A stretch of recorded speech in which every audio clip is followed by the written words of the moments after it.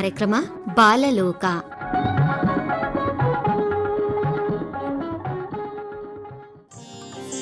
ಶಿಕ್ಷಕರ ದಿನಾಚರಣೆಯ ಪ್ರಯುಕ್ತ ವಿಶೇಷ ಕಾರ್ಯಕ್ರಮ. ಇದರಲ್ಲಿ ಶಿಕ್ಷಕರ ದಿನಾಚರಣೆಯ ಮಹತ್ವದ ಬಗ್ಗೆ ಮಾತನಾಡುತ್ತಾರೆ ಕಮಲಾಪುರ ತಾಲೂಕಿನ ನೀಲ್ಖೇಡನ ಸರ್ಕಾರಿ ಶಾಲೆಯ ಶಿಕ್ಷಕಿ ರೇಣುಕಾ ಎನ್ ಅವರು.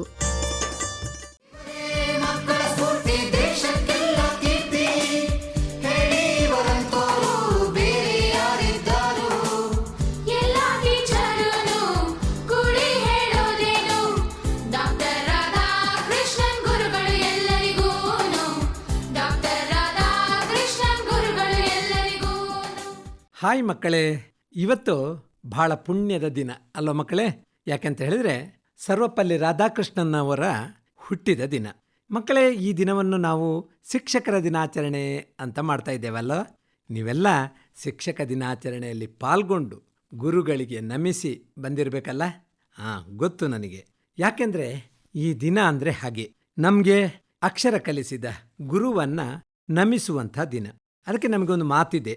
ಹೇಗೆ ಅಂತ ಹೇಳಿದ್ರೆ, ಮಾತೃದೇವೋ ಭವ, ಪಿತೃದೇವೋ ಭವ, ಆಚಾರ್ಯ ದೇವೋ ಭವ, ರಾಜ ಪ್ರತ್ಯಕ್ಷ ದೇವತಾ ಮೊದಲಾದಂಥ ಆದರ್ಶಗಳು ಫಲಪ್ರದವಾಗಲು ನಮ್ಮ ಪಾಲಕರು, ನಮ್ಮ ಶಿಕ್ಷಕರು ಮತ್ತು ನಮ್ಮ ಸರ್ಕಾರಗಳು ಇದನ್ನ ಉಪಕರಿಸಬೇಕು ಅಲ್ವ ಮಕ್ಕಳೇ?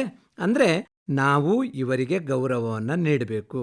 ಗೌರವ ನೀಡುವುದಂದ್ರೆ ಅವರ ಆದರ್ಶಗಳಿಗೆ ನಾವು ತಲೆಬಾಗಬೇಕು. ಅವರು ಹೇಳಿದ ಮಾರ್ಗದಲ್ಲಿ ನಾವು ನಡೆಯಬೇಕು. ಆಗ ಮಾತ್ರ ಮನುಷ್ಯ ಒಬ್ಬ ಮಹಾತ್ಮನಾಗಿ ಬೆಳೀಲಿಕ್ಕೆ ಸಾಧ್ಯ.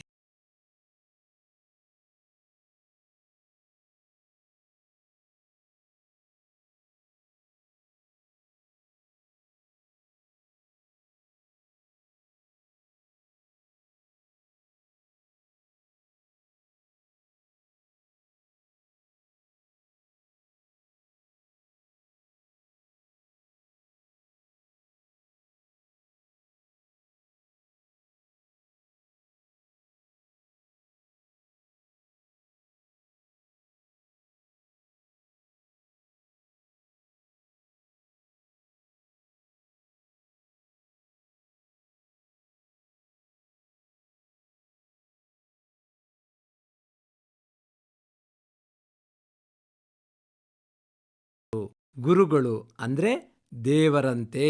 ಅಂದ್ರೆ ಅವರು ನಮಗೆ ಒಳ್ಳೆಯ ವಿಚಾರಧಾರೆಗಳನ್ನ, ಸನ್ಮಾರ್ಗವನ್ನ ತೋರಿಸ್ತಾರೆ. ಆ ಮಾರ್ಗದಲ್ಲಿ ನಾವು ನಡೆದದ್ದೇ ಆದ್ರೆ ಈ ಮನುಷ್ಯನ ಜೀವನಕ್ಕೆ ಒಂದು ಅರ್ಥ ಬರ್ತದೆ. ಅರ್ಥ ಬಂದಾಗ ಜೀವನ ಏನಾಗ್ತದೆ ಹೇಳಿ? ಸಾರ್ಥಕ್ಯ ಹೊಂದುತ್ತದೆ. ಅದಕ್ಕೆ ವಿದ್ಯೆ ಕಲಿಸಿದ ಗುರು ನಮಗೆ ದೇವರಿಗೆ ಸಮಾನ. ಆ ಕಾರಣಕ್ಕಾಗಿ ಸೆಪ್ಟೆಂಬರ್ 5 ಇಡೀ ನಮ್ಮ ರಾಷ್ಟ್ರದಾದ್ಯಂತ ಶಿಕ್ಷಕರ ದಿನ ಅಂತ ಆಚರಿಸ್ತಾರೆ. ಆದರೆ ಈ ದಿನವನ್ನು ಆಚರಿಸಬೇಕಾದ್ರೆ ಒಬ್ಬ ಮಹಾತ್ಮನ ಹುಟ್ಟಿದ ದಿನ ಬಹಳ ಮುಖ್ಯ ಆಗ್ತದೆ ಅಲ್ವ ಮಕ್ಕಳೇ? ಅಂದ್ರೆ ನಮ್ಮ ಸರ್ವಪಲ್ಲಿ ರಾಧಾಕೃಷ್ಣನ್ ಅವರು ನಮಗೆ ಆ ರೀತಿಯ ಗುರುಗಳಾಗಿದ್ರು, ಆ ರೀತಿಯ ಮಾರ್ಗದರ್ಶಕರಾಗಿದ್ರು. ಅವರು ಸ್ವತಃ ಪ್ರೊಫೆಸರ್ ಆಗಿದ್ದವರು. ಆ ಕಾರಣಕ್ಕಾಗಿ ಅವರು ಏನು ಹೇಳಿದ್ರು ಗೊತ್ತಾ ಮಕ್ಕಳೇ?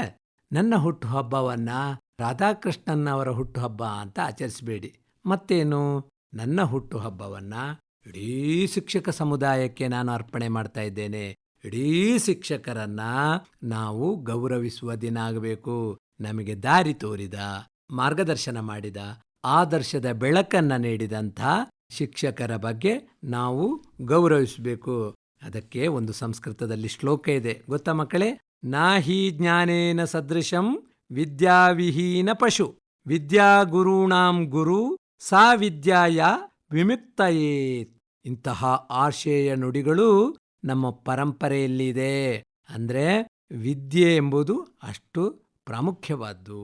ಯಾರಿಗೆ ಜ್ಞಾನ ಇಲ್ವೋ, ಯಾರಿಗೆ ವಿದ್ಯೆ ಇಲ್ವೋ, ಅವನಿಗೆ ಯಾವುದೇ ರೀತಿಯ ಆದರ್ಶಗಳು ಅಥವಾ ಜ್ಞಾನಗಳು, ತಿಳುವಳಿಕೆಗಳು ಅರ್ಥ ಆಗುವುದಿಲ್ಲ.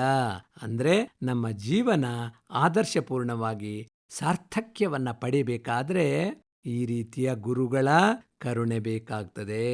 ಅನ್ನೇನ ಕ್ಷಣಿಕ ತೃಪ್ತಿ ಯಾವತ್ ಜೀವಂ ಚ ವಿದ್ಯಾಯ.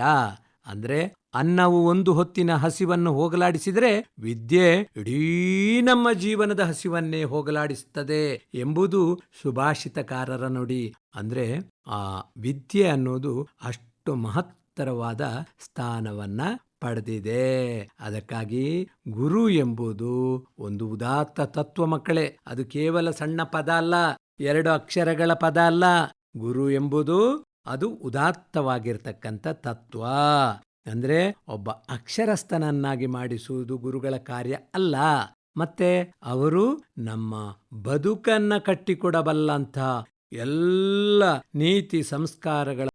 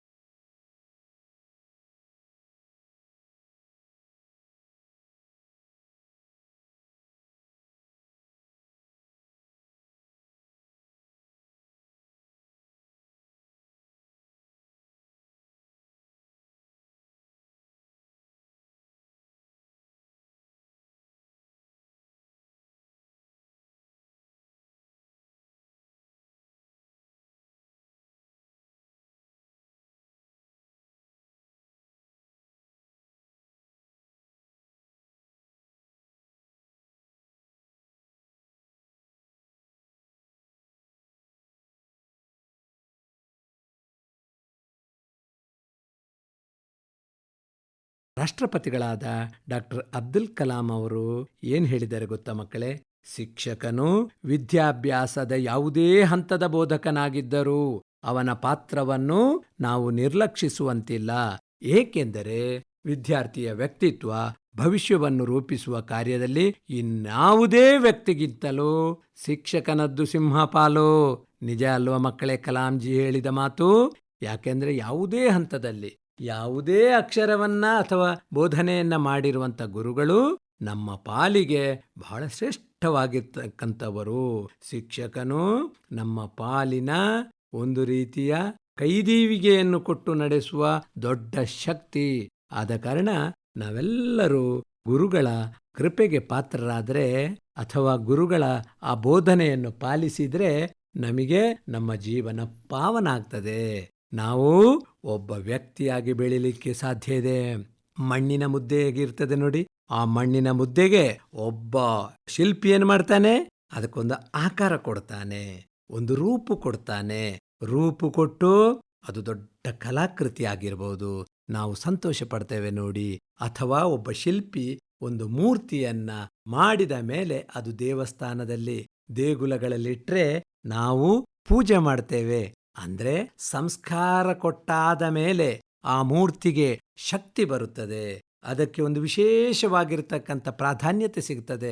ಆ ಕಾರಣಕ್ಕಾಗಿ ನಾವು ತಲೆಬಾಗಿ ನಮಿಸ್ತೇವೆ.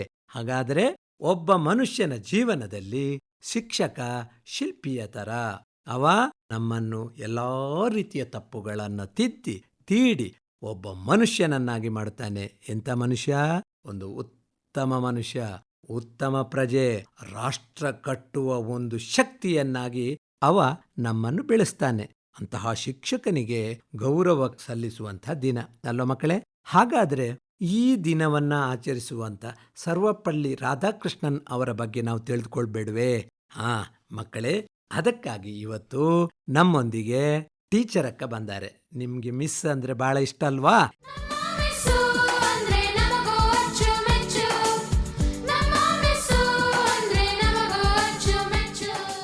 ಅವರು ಕಮಲಾಪುರ ತಾಲೂಕಿನ ನೀಲ್ಖೇಡ್ ಸರ್ಕಾರಿ ಶಾಲೆಯ ಟೀಚರ್ ಇದ್ದಾರೆ. ಅವರ ಹೆಸರು ರೇಣುಕಾ ಎನ್ ಅಂತ.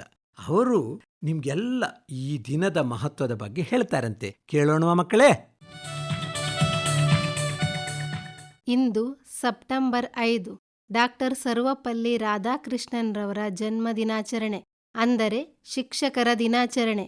ದೇಶದ ರಾಷ್ಟ್ರಪತಿಗಳಾಗಿದ್ದರೂ ತಾವು ಅಧ್ಯಾಪಕರೆಂದು ಮರೆಯದೆ ತಮ್ಮ ಜನ್ಮ ದಿನಾಚರಣೆಯನ್ನು ಶಿಕ್ಷಕರ ದಿನಾಚರಣೆಯನ್ನಾಗಿ ಆಚರಿಸಬೇಕೆಂದು ಆದೇಶಿಸಿದ ಡಾಕ್ಟರ್ ಸರ್ವಪಲ್ಲಿ ರಾಧಾಕೃಷ್ಣನ್ ಅವರು ಸರ್ವಕಾಲಿಕ ಆದರಣೀಯರು. ರಾಧಾಕೃಷ್ಣನ್ ಅವರು 1888 ಸೆಪ್ಟೆಂಬರ್ 5ರಂದು ತಮಿಳುನಾಡಿನ ಚಿತ್ತೂರು ಜಿಲ್ಲೆಯ ತಿರುತ್ತಣಿಯಲ್ಲಿ ಜನಿಸಿದರು. ಇವರದು ಮಧ್ಯಮ ವರ್ಗದ ಹಿಂದೂ ಧರ್ಮದ ತೆಲುಗು ಕುಟುಂಬ. ಇವರ ಪ್ರಾಥಮಿಕ ಮತ್ತು ಉನ್ನತ ಶಿಕ್ಷಣ ಕ್ರಿಶ್ಚಿಯನ್ ಶಾಲೆಯಲ್ಲಿಯೇ ನಡೆಯಿತು. ತತ್ಪರಿಣಾಮವಾಗಿ ಕ್ರಿಶ್ಚಿಯನ್ನರ ಸಮಯ ಪಾಲನೆ, ಶಿಸ್ತು ಪಾಲನೆ, ಕಠಿಣ ಅಭ್ಯಾಸ, ವ್ಯವಸ್ಥಿತ ಜೀವನ ಕಂಡುಕೊಂಡ ಅವರು ತಮ್ಮ ಜೀವನದಲ್ಲಿಯೂ ಅಳವಡಿಸಿಕೊಂಡರು. ಮಿಷನರಿಗಳು ಹಿಂದೂ ಧರ್ಮದ ಬಗ್ಗೆ ಮಾಡುತ್ತಿದ್ದ ಟೀಕೆಗಳು ಅವರ ಮನಸ್ಸಿನಲ್ಲಿ ಪರಿಣಾಮ ಬೀರಿದವು. ತತ್ಫಲವಾಗಿ ಸ್ನಾತಕೋತ್ತರ ಪದವಿಯಲ್ಲಿ ತತ್ವಶಾಸ್ತ್ರ ಕುರಿತು ವೇದಾಂತ ನೀತಿ ತತ್ವಗಳು ಎಂಬ ವಿಷಯವನ್ನು ಆಯ್ದುಕೊಂಡರು. ತಾವು ಓದಿದ ಪ್ರೆಸಿಡೆನ್ಸಿ ಕಾಲೇಜಿನಲ್ಲಿಯೇ ಹಾಬ್ಸ್ ಎನ್ನುವ ಪ್ರಾಚಾರ್ಯರಿದ್ದರು. ಇವರ ಪಾಂಡಿತ್ಯದ ಪ್ರತಿಭೆಯನ್ನು ಗುರುತಿಸಿದ ಪ್ರಾಚಾರ್ಯರು ಅದೇ ಕಾಲೇಜಿನಲ್ಲಿ ತತ್ವಶಾಸ್ತ್ರದ ಪ್ರಾಧ್ಯಾಪಕರನ್ನಾಗಿ ನೇಮಿಸಿಕೊಂಡರು. ನಂತರದಲ್ಲಿ ಮೈಸೂರು ವಿಶ್ವವಿದ್ಯಾಲಯದ ಮಹಾರಾಜ ಕಾಲೇಜಿನಲ್ಲಿಯೂ ಪ್ರಾಚಾರ್ಯರಾಗಿ ಕೆಲಸ ನಿರ್ವಹಿಸಿದರು. ವಿದ್ಯಾರ್ಥಿ ವರ್ಗಕ್ಕೆ ಅಚ್ಚುಮೆಚ್ಚಿನ ಶಿಕ್ಷಕರಾಗಿದ್ದಂತೆ ಶಿಕ್ಷಕರ ಬಳಗಕ್ಕೆ ಪ್ರೇರಕರು, ಪೋಷಕರು ಆಗಿದ್ದರು. ಅವರನ್ನು ಅಲ್ಲಿಂದ ಬೀಳ್ಕೊಡುವ ಸಮಾರಂಭ ಬಹು ಹೃದಯಸ್ಪರ್ಶಿಯಾಗಿ ನಡೆಯಿತು. ಜಟಕಾ ಬಂಡಿಯಲ್ಲಿ ಕುಳಿತ ರಾಧಾಕೃಷ್ಣನ್ರನ್ನು ವಿದ್ಯಾರ್ಥಿಗಳೇ ರೈಲು ನಿಲ್ದಾಣದವರೆಗೆ ಗಾಡಿಯನ್ನು ಎಳೆದುಕೊಂಡು ಹೋಗಿ ಗುರುವಿಗೆ ಪ್ರೀತಿಯನ್ನು ತೋರಿಸಿದರು. ಶಿಕ್ಷಕರಾದವರು ಸತತ ಅಭ್ಯಾಸ ಮಾಡಬೇಕು, ಹಲವಾರು ಪುಸ್ತಕಗಳನ್ನು ಓದಬೇಕು, ಪುಸ್ತಕಗಳು ಶಿಕ್ಷಕರ ಸಂಗಾತಿಯಾಗಬೇಕು ಎಂದರೇನೆ ಪಾಂಡಿತ್ಯದ ಬಲವು ಬರುತ್ತದೆ ಎಂಬ ಮಾತನ್ನು ಮೇಲಿಂದ ಮೇಲೆ ಹೇಳುತ್ತಿದ್ದರು. ಬರೀ ಹೇಳುತ್ತಿದ್ದುದಷ್ಟೇ ಅಲ್ಲ, ಸ್ವತಃ ಹೆಚ್ಚಿನ ಸಮಯವನ್ನು ಅವರು ಓದಿನ ಹವ್ಯಾಸದಲ್ಲೇ ಕಳೆಯುತ್ತಿದ್ದರು. ಅವರ ಒಂದು ಮಾತು ಗಮನಾರ್ಹವಾದದ್ದು. ವಿದೇಶಕ್ಕೆ ಅಭ್ಯಸಿಸಲು ಹೋಗುವುದಿಲ್ಲ, ಬೋಧಿಸಲಿಕ್ಕೆ ಹೋಗುತ್ತೇನೆ ಎಂಬುದು. ಅವರು ಅದನ್ನು ಜೀವನದಲ್ಲಿ ಸಾಧಿಸಿ ತೋರಿಸಿದರು. ಅಂತೆಯೇ ಅವರನ್ನು ರಾಷ್ಟ್ರದ ಒಳಗೆ ಹೊರಗೆ ಅನೇಕ ವಿಶ್ವವಿದ್ಯಾಲಯದಲ್ಲಿ, ಚರ್ಚುಗಳಲ್ಲಿ ಉಪನ್ಯಾಸಕ್ಕಾಗಿ ಆಹ್ವಾನಿಸಿದರು. ಮ್ಯಾಂಚೆಸ್ಟರ್, ಬರ್ಮಿಂಗ್, ಲಿವರ್ಪೂರ್ಗಳಲ್ಲಿ ಉಪನ್ಯಾಸ ನೀಡಿದರು. ಆಕ್ಸ್ಫರ್ಡ್ ವಿಶ್ವವಿದ್ಯಾನಿಲಯದಲ್ಲಿ ಪೌರಾತ್ಯ ಧರ್ಮಗಳು ಹಾಗೂ ನೀತಿಶಾಸ್ತ್ರ ಎಂಬ ವಿಷಯದ ಮೇಲೆ ಉಪನ್ಯಾಸ ನೀಡಿದರು. ಆಂಧ್ರ ವಿಶ್ವವಿದ್ಯಾನಿಲಯದ ಉಪಕುಲಪತಿಗಳಾಗಿ, ಕಾಶಿ ವಿಶ್ವವಿದ್ಯಾನಿಲಯದ ಉಪಕುಲಪತಿಗಳಾಗಿ ಸೇವೆ ಸಲ್ಲಿಸಿದ ಶ್ರೀಯುತರು ವಿಶ್ವಸಂಸ್ಥೆಯ ಯುನೆಸ್ಕೋದಲ್ಲಿ ಭಾರತೀಯ ನಿಯೋಗದ ನಾಯಕರಾಗಿ, ವಾರ್ಷಿಕ ಸಮ್ಮೇಳನದ ಅಧ್ಯಕ್ಷರಾಗಿ ಕಾರ್ಯನಿರ್ವಹಿಸಿದರು. ಭಾರತ ದೇಶದ ಉಪರಾಷ್ಟ್ರಪತಿಯಾಗಿ, ರಾಷ್ಟ್ರಪತಿಯಾಗಿ ಆಯ್ಕೆಯಾಗಿ ರಾಷ್ಟ್ರಕ್ಕೆ ಸ್ಮರಣೀಯ ಸೇವೆ ಸಲ್ಲಿಸಿದ್ದಾರೆ. ಭಾರತದ ಶಿಕ್ಷಣ ಆಯೋಗದ ಅಧ್ಯಕ್ಷರಾಗಿ, ಭಾರತದ ರಾಯಭಾರಿಯಾಗಿಯೂ ಸೇವೆ ಸಲ್ಲಿಸಿದ ಹೆಗ್ಗಳಿಕೆ ರಾಧಾಕೃಷ್ಣನ್ರವರದು. ಗುರು ಬ್ರಹ್ಮ ಗುರು ವಿಷ್ಣು ಗುರುದೇವೋ ಮಹೇಶ್ವರ, ಗುರು ಸಾಕ್ಷಾತ್ ಪರಬ್ರಹ್ಮ ತಸ್ಮೈ ಶ್ರೀ ಗುರುವೇ ನಮಃ ಎಂಬ ಭಾರತದ ಮನೋಬಯಕೆಯಂತೆ ಶಿಕ್ಷಕ ಸ್ಥಾನಕ್ಕೆ ಭೂಷಣ ಪ್ರಿಯರಾದವರು ಎಂದು ಡಾಕ್ಟರ್ ಸರ್ವಪಲ್ಲಿ ರಾಧಾಕೃಷ್ಣನವರು ಹೇಳಿದ್ದಾರೆ. ಗುರುವಿನ ಗುಲಾಮನಾಗುವ ತನಕ ದೊರೆಯದಣ್ಣ ಮುಕುತಿ ಎಂಬಂತೆ ಅವರು ಗುರುವಿನ ಮಾರ್ಗದರ್ಶನದಲ್ಲಿ ಬೆಳೆದರು. ತಾವೇ ಗುರುಗಳಾದರೂ ಇಡೀ ಗುರುಕುಲಕ್ಕೆ ದಾರಿದೀಪವಾದರು. ದೇಶ ಕಟ್ಟುವ ಕೆಲಸ 4 ಗೋಡೆಗಳ ನಡುವೆ ನಡೆಯುತ್ತದೆ. ಈ ಕೋಣೆಯಿಂದಲೇ ಒಬ್ಬ ಮೇಧಾವಿ, ಒಬ್ಬ ತತ್ವಜ್ಞಾನಿ, ಒಬ್ಬ ಆದರ್ಶ ಶಿಕ್ಷಕ, ಆದರ್ಶ ಇಂಜಿನಿಯರ್, ಒಬ್ಬ ವೈದ್ಯ, ಒಬ್ಬ ವಿಜ್ಞಾನಿ, ಸಂಶೋಧಕ, ಗಾಯಕ, ಕವಿ, ಹಾಡುಗಾರ, ನಟ, ರಾಜಕೀಯ ಪಟು, ಸಮಾಜ ಸುಧಾರಕ, ದಾರ್ಶನಿಕ ಮುಂತಾದವರು ಬರುವುದು ಶಾಲೆಯಿಂದಲೇ ಎಂಬುದನ್ನು ನಾವು ಗಮನಿಸಬೇಕಾದುದು ಅತ್ಯಂತ ಅಗತ್ಯವಾದುದು. ಶಿಕ್ಷಕರು ಗೌರವಿಸಲ್ಪಡಬೇಕೆಂದು ಬಯಸುವುದಾದರೆ ಅವರು ಗೌರವಾರ್ಹರಾಗಿರಬೇಕು ಎಂಬ ಮಹರ್ಷಿ ಅರವಿಂದ ಘೋಷ್ ಅವರ ಮೌಲ್ಯ ತುಂಬಿದ ಮಾತು ಸದಾ ಪ್ರಸ್ತುತವೆನಿಸುತ್ತದೆ. ಕತ್ತಲೆಯಿಂದ ಬೆಳಕಿನೆಡೆಗೆ ಸಾಗಲು ಶಾಶ್ವತ ಅಕ್ಷರ ಬೆಳಕನ್ನು ನೀಡಿ ಜ್ಞಾನ ಕ್ಷಿತಿಜದ ವಿಸ್ತಾರಕ್ಕೆ ಕೈ ಹಿಡಿದು ತಿದ್ದಿ ತೀಡಿ ತಿಳುವಳಿಕೆ ನೀಡುವ ಮಾರ್ಗದರ್ಶಕರೇ ಮೇರು ಶಿಕ್ಷಕರು. ಅಕ್ಷರ ಸಂಸ್ಕೃತಿಯ ವಾರಸುದಾರರಾಗಿ ಅದನ್ನು ಸಮರ್ಥವಾಗಿ ಬೆಳೆಸಿ ಬಲಿಸಿ ಮುನ್ನಡೆಸುವ ಗುರುತರ ಜವಾಬ್ದಾರಿ ಶಿಕ್ಷಕರ ಹೆಗಲ ಮೇಲಿದೆ. ಭಾರತದ ಸರ್ವೋನ್ನತ ಹುದ್ದೆಯಾದ ರಾಷ್ಟ್ರಪತಿ ಹುದ್ದೆಯನ್ನು ಅಲಂಕರಿಸಿದ್ದ ಡಾಕ್ಟರ್ ಸರ್ವಪಲ್ಲಿ ರಾಧಾಕೃಷ್ಣನ್ ಹಾಗೂ ಬಾಹ್ಯಾಕಾಶ ವಿಜ್ಞಾನಿಗಳಾದ ಡಾಕ್ಟರ್ APJ ಅಬ್ದುಲ್ ಕಲಾಂ ಅವರು ತಾವು ರಾಷ್ಟ್ರಪತಿ ಹುದ್ದೆ ಅಲಂಕರಿಸಿದರೂ ತಮ್ಮ ಮೂಲ ಶಿಕ್ಷಕ ವೃತ್ತಿಯ ನಂಟನ್ನು ಎಂದಿಗೂ ಬಿಡಲಿಲ್ಲ. ಇದು ಶಿಕ್ಷಕ ವೃತ್ತಿಯ ಘನತೆಯನ್ನು ಹಾಗೂ ಗೌರವವನ್ನು ಎತ್ತಿ ತೋರಿಸುತ್ತದೆ. ಈ ಇಬ್ಬರು ಮಹನೀಯರ ತುಡಿತ ಸದಾ ಉಪಾಧ್ಯಾಯ ವೃತ್ತಿಯನ್ನೇ ಕೇಂದ್ರೀಕರಿಸಿರುವುದು. ಒಂದರ್ಥದಲ್ಲಿ ಇವರೊಳಗೊಬ್ಬ ಶಿಕ್ಷಕ ಸದಾಕಾಲ ಬೋಧಿಸಲು ಹಂಬಲಿಸುತ್ತಿದ್ದನೆಂದೇ ಹೇಳಬೇಕಾಗುತ್ತದೆ. ಒಂದು ದೇಶದಲ್ಲಿ ಎಷ್ಟು ಜನರಿದ್ದಾರೆ ಎನ್ನುವುದಕ್ಕಿಂತ ಎಂತಹ ಜನರಿದ್ದಾರೆ ಎನ್ನುವುದು ಅತಿ ಹೆಚ್ಚು ಪರಿಗಣಿತವಾಗುತ್ತದೆ. ಈ ನಿಟ್ಟಿನಲ್ಲಿ ಭಾರತವು ಜೊತೆಗೆ ಅಖಂಡ ವಿಶ್ವ ಸಮುದಾಯವೇ ಇಂದು ವಿಶಿಷ್ಟ, ಕ್ರಿಯಾಶೀಲ, ಸೃಜನಶೀಲ ಹಾಗೂ ಸಮರ್ಥ ಮಾನವ ಸಂಪನ್ಮೂಲವನ್ನು ಬಯಸುತ್ತಿದೆ. ಈ ಮಾನವ ಸಂಪನ್ಮೂಲದ ವಿಕಾಸಕ್ಕೆ ಎಲ್ಲೆಡೆ ವ್ಯಾಪಕ ಚಿಂತನೆ, ಪೂರಕ ಯೋಚನೆಗಳು ನಡೆದಿರುವುದನ್ನು ನಮ್ಮ ಶಿಕ್ಷಕಿಯರು ಬಹು ಗಂಭೀರವಾಗಿ ಪರಿಗಣಿಸುವ ಅಗತ್ಯವಿದೆ. ಕೇಂದ್ರ ಸರ್ಕಾರದ ಮಾನವ ಸಂಪನ್ಮೂಲ ಇಲಾಖೆ ಹಾಗೂ ರಾಜ್ಯ ಸರ್ಕಾರದ ಶಿಕ್ಷಣ ಇಲಾಖೆಗಳು ಕಾಲಘಟ್ಟದ ಅಗತ್ಯಕ್ಕೆ ತಕ್ಕಂತೆ ಅನೇಕ ಹೊಸದಾದ ಬೋಧನಾ ವಿಧಾನಗಳನ್ನು ಶಾಲಾ ಅಂಗಳದಲ್ಲಿ ಅನುಷ್ಠಾನಗೊಳಿಸಿವೆ. ಶಿಕ್ಷಕರೆಲ್ಲರ ಪರಿಶ್ರಮದಿಂದಾಗಿ ಇವುಗಳೆಲ್ಲವುಗಳ ಫಲಶ್ರುತಿ ವಿದ್ಯಾರ್ಥಿಗಳನ್ನು ಮುಟ್ಟಲು ಸಾಧ್ಯವಾಗುತ್ತದೆ. ಸರಳತೆ, ಸಜ್ಜನಿಕೆ, ಮೌಲ್ಯಗಳ ಅನುಪಾಲನೆ, ವಿಸ್ತೃತ ಮೇರು ವ್ಯಕ್ತಿತ್ವ, ನಿರಂತರ ಓದು, ಹೊಸತು ವಿಷಯಗಳ ಆಸ್ವಾದನೆ, ಶುಭ್ರ ಪಾರದರ್ಶಕ ಬದುಕನ್ನು ರೂಢಿಸಿಕೊಂಡು ನಿತ್ಯವೂ ಅರಿತು ಕಲಿಸಲು ಅಣಿಗೊಳ್ಳುವುದು ಶಿಕ್ಷಕ ಹುದ್ದೆಯ ಘನತೆಯನ್ನು ಮುಮ್ಮಡಿಗೊಳಿಸುತ್ತದೆ. ಮೌಲ್ಯಾಧಾರಿತ ಜೀವನ ವಿಧಾನವನ್ನು ಶಿಕ್ಷಕ ವೃತ್ತಿಯೊಂದಿಗೆ ಮೇಳೈಸಿಕೊಂಡರೆ ಬೋಧಿಸುವ ವಿಷಯಗಳ ಸಂಗತಿಗಳು, ನೀಡುವ ಮಾರ್ಗದರ್ಶನವು ವಿದ್ಯಾರ್ಥಿಗಳ ಬದುಕಿನ ಮೇಲೆ ಗಾಢ ಪರಿಣಾಮವನ್ನು ಬೀರುತ್ತದೆ. ತಮ್ಮನ್ನು ತಾವು ನಿಯಂತ್ರಿಸಿಕೊಳ್ಳುವ, ಸ್ವಯಂ ಶಿಸ್ತಿನ ವಿಮರ್ಶೆಗೆ ತೆರೆದುಕೊಳ್ಳುವ ಸೂಕ್ತ ನೀತಿ ನಿರೂಪಣೆಯನ್ನು ಶಿಕ್ಷಕ ವೃತ್ತಿಯಲ್ಲಿರೋರು ಹೊಂದಲೇಬೇಕಾಗುತ್ತದೆ. ಸೂಕ್ಷ್ಮ ಸಂವೇದನೆಯ ವಿಚಾರಶಕ್ತಿ, ತಾಳ್ಮೆ, ಒಳಗಿನ ಬೆಳಕು ದೇದೀಪ್ಯಮಾನವಾಗಲು ಪೂರಕ ಅಂತಃಶಕ್ತಿಯನ್ನು ಶಿಕ್ಷಕರು ಹೊಂದುವ ಅಗತ್ಯವಿದೆ. ಬೋಧನಾ ಬದುಕಿನಲ್ಲಿ ಎದುರಾಗುವ ಎಲ್ಲ ಪ್ರಶ್ನೆ, ಪ್ರಮೇಯ, ಸವಾಲುಗಳಿಗೆ ಶಿಕ್ಷಕರು ಉತ್ತರಿಸುವ ಎದೆಗಾರಿಕೆಯನ್ನು ಹೊಂದಿದಾಗ ತಮ್ಮ ಶಿಕ್ಷಕ ವೃತ್ತಿಗೆ ಸಮರ್ಪಣೆ ಮಾಡಿಕೊಳ್ಳಲು ಸಾಧ್ಯವಾಗುತ್ತದೆ. ಜೊತೆಗೆ ವಿದ್ಯಾರ್ಥಿಗಳು ಎಂದೂ ತರಗತಿಯಲ್ಲಿ ನಿರಾಸೆಯನ್ನು ಅನುಭವಿಸುವುದಿಲ್ಲ. ಪವಿತ್ರ ಶಿಕ್ಷಕ ವೃತ್ತಿಯನ್ನು ವಂಚಿಸುವ, ತನ್ನ ಗುರುತರ ಜವಾಬ್ದಾರಿಯ ನೆಲೆಯಿಂದ ಜಾರಿಕೊಳ್ಳುವ, ಹೊಣೆ ಹೊರದ ಜಾಯಮಾನದಿಂದ ಹೊರಬರದ ವಿನಃ ನಮ್ಮೊಳಗಿರುವ ಶಿಕ್ಷಕ ಬೋಧಿಸಲಾರ. ನಿರ್ಜೀವ ಕಡತಗಳೊಂದಿಗೆ ಸ್ಪಂದಿಸಿ ಅವುಗಳನ್ನು ಅಚ್ಚುಕಟ್ಟಾಗಿ ಬಹುಬೇಗ ನಿಯಮಗಳ ಅಡಿಯಲ್ಲಿ ವಿಲೇವಾರಿ ಮಾಡಿ ಬೇಷ್ ಅನಿಸಿಕೊಳ್ಳುವುದು ಸುಲಭವಾಗಿರಬಹುದು. ಆದರೆ ಜೀವಂತ ಮಕ್ಕಳ ಬದುಕನ್ನು ಕಟ್ಟಿಕೊಡುವ ಬಹುದೊಡ್ಡ ಹೊಣೆಗಾರಿಕೆ ಶಿಕ್ಷಕ ಸಂಕುಲದ್ದಾಗಿದೆ. ಶಿಕ್ಷಕ ಹುದ್ದೆಯು ನಮ್ಮ ಸಾರ್ವಜನಿಕ ಬದುಕು, ನೆಮ್ಮದಿಯ ನಾಳೆಗಳನ್ನು ಹೊಂದುವಲ್ಲಿ ಅಗತ್ಯವಿರುವ ಅತಿ ಮಹತ್ವದ ಸಂಪನ್ಮೂಲಗಳನ್ನು ಸೃಷ್ಟಿಸುವ ಹುದ್ದೆಯಾಗಿದೆ ಎಂದರೆ ಅತಿಶಯೋಕ್ತಿಯಾಗಲಾರದು. ನಮ್ಮ ರಾಷ್ಟ್ರಪತಿಗಳಾಗಿದ್ದ ಡಾಕ್ಟರ್ ಎಸ್ ಸರ್ವಪಲ್ಲಿ ರಾಧಾಕೃಷ್ಣನ್ ಅವರ ಹುಟ್ಟುಹಬ್ಬದ ದಿನವಾದ ಇಂದು ಆಚರಿಸುವ ಪ್ರತಿ ವರ್ಷದ ಶಿಕ್ಷಕ ದಿನೋತ್ಸವದ ಆಚರಣೆಗೆ ಅರ್ಥ ಬರಬೇಕಾದರೆ ಸಂವೇದನಾಶೀಲ ಶಿಕ್ಷಕ ಮನಸ್ಸುಗಳು ನಿರಂತರ ಬೋಧನೆಗೆ ಅಣಿಗೊಳ್ಳಬೇಕು. ಶಿಕ್ಷಕ ವೃತ್ತಿ ಸಂಪೂರ್ಣ ವಿದ್ಯಾರ್ಥಿಗಳಲ್ಲಿ ಅಕ್ಷರದ ಬೆಳಕು ಮೂಡಿಸಲು ಮೀಸಲಾಗಿದ್ದು, ಪ್ರತಿ ವರ್ಗದಿಂದ ವರ್ಗಕ್ಕೆ ಕಲಿಕೆ ಯಶಸ್ಸಿನ ಘಟ್ಟ ತಲುಪಬೇಕಾದರೆ ಅದು ಶ್ರೇಷ್ಠ ಶಿಕ್ಷಕರ ಪರಿಶ್ರಮದಿಂದ ಮಾತ್ರ ಸಾಧ್ಯ. ಮಕ್ಕಳೆಮಗೆ ಜೀವ ಬದುಕು ಎಂದು ಸ್ವೀಕರಿಸಿ, ಶಾಲೆಗಾಗಿ ಸೇವೆ ಮುಡಿಪು ಎಂದು ಸಂಕಲ್ಪಿಸಿ, ಪ್ರತಿ ವರ್ಷ ತಮ್ಮ ವರ್ಗ ಬೋಧನೆಯ ವ್ಯಾಪ್ತಿಗೆ ಒಳಪಡುವ ವಿದ್ಯಾರ್ಥಿಗಳ ಪಾಲಿಗೆ ಮತ್ತು ಅವರ ಬಾಳಿನೊದ್ದಕ್ಕೂ ಆದರ್ಶ ಶಿಕ್ಷಕರಾಗುವತ್ತ ಎಲ್ಲ ಬೋಧಕ ಬಳಗದ ಚಿತ್ತ ಕೇಂದ್ರೀಕೃತವಾಗಲಿ. ನಾವು ನಿರ್ಮಿಸಲು ಬಯಸುವ ಸಮಾಜದ ಮಾದರಿಯ ದೃಷ್ಟಿಯಿಂದ ಶಿಕ್ಷಣ ನೀಡಬೇಕು. ಮಾನವನ ಘನತೆ ಮತ್ತು ಸಮಾನತೆಯ ಮೌಲ್ಯಗಳುಳ್ಳ ಆಧುನಿಕ ಪ್ರಜಾಪ್ರಭುತ್ವಕ್ಕಾಗಿ ಕೆಲಸ ಮಾಡಬೇಕು.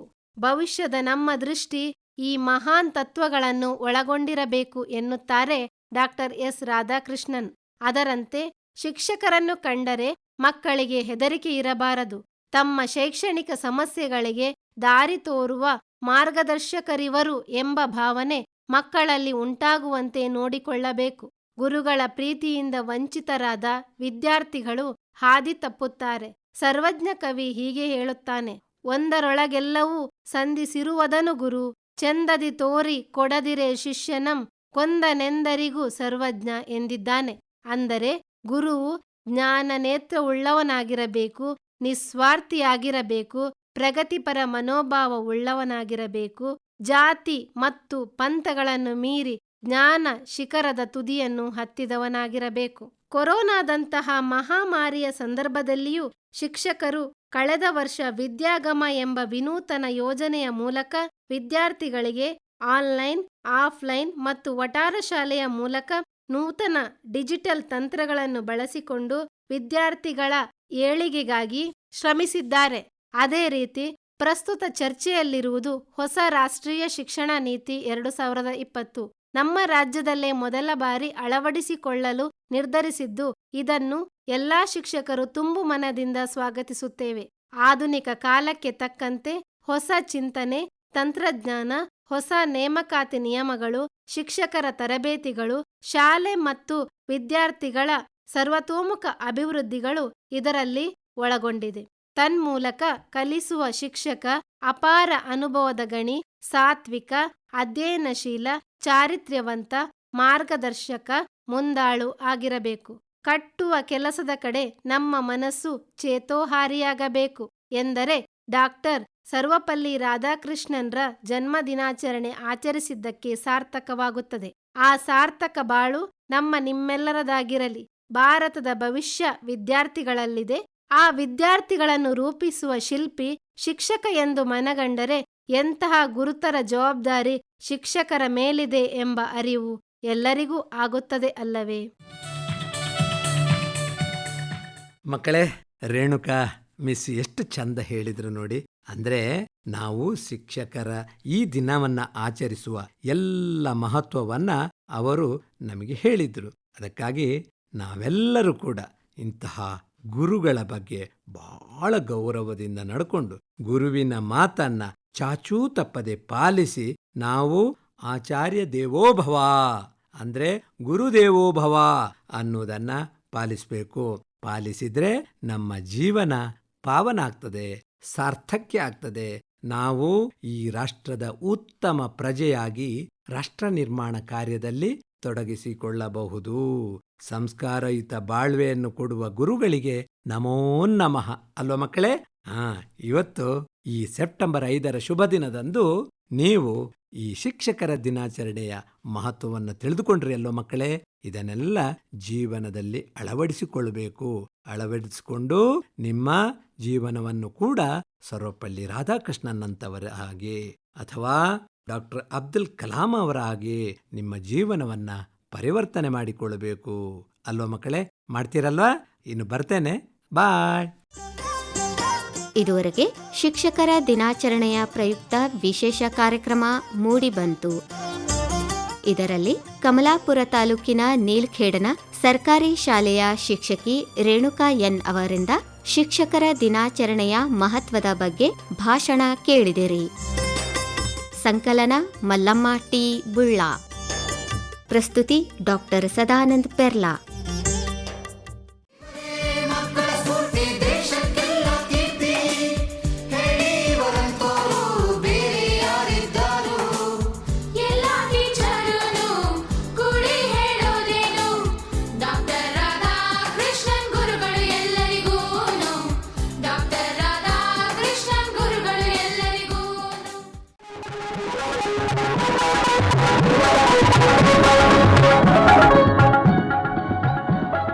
ಬಾಲಲೋಕ ಕಾರ್ಯಕ್ರಮ ಮೂಡಿಬಂತು.